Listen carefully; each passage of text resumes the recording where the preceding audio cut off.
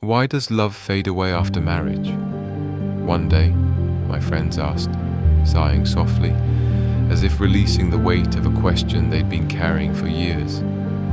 I didn't answer immediately, because somewhere deep inside, I knew exactly what they meant. There was a time, once upon a time, when we loved each other madly, when every glance felt electric, when we could talk for hours without needing a reason, without even noticing time pass. We felt each other intensely, completely.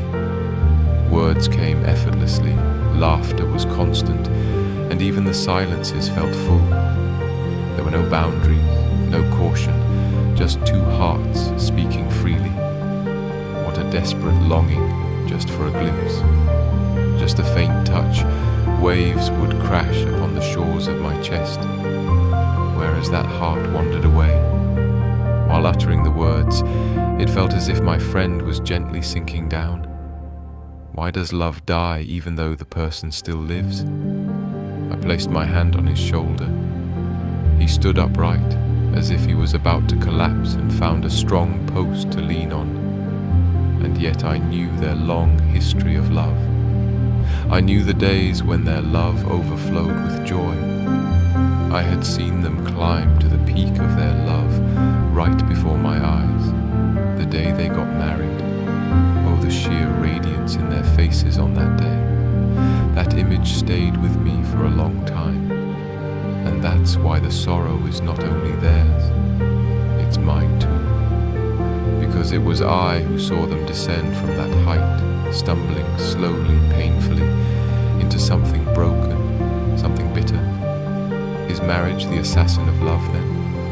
Is fulfillment not the triumph of love, but its slow decay? What shall I call this? Of course I have my own theory. I call it the magnetism principle of love. You see, human nature is wired to chase what remains just out of reach. This longing, this drive to conquer the unattainable, it intensifies the very force of love. Love, too, is no exception.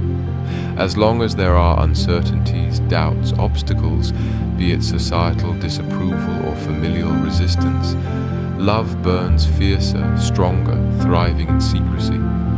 Just a stolen glance, a whispered word, and oh, the thirst it ignites in the heart. But the moment society approves, the families nod in agreement, the lovers are bound by marriage.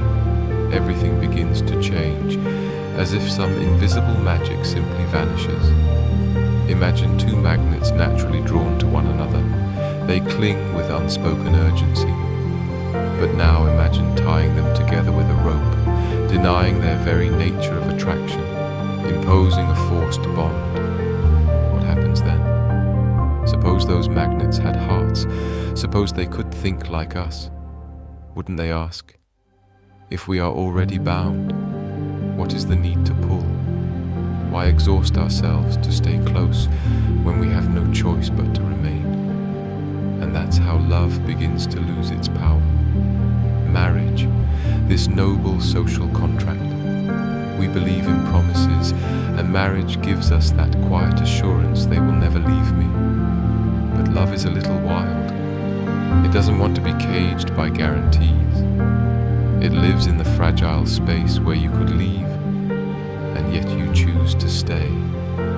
And that choice, made again and again, is what keeps love alive. Certainty makes a relationship still. Uncertainty keeps it moving.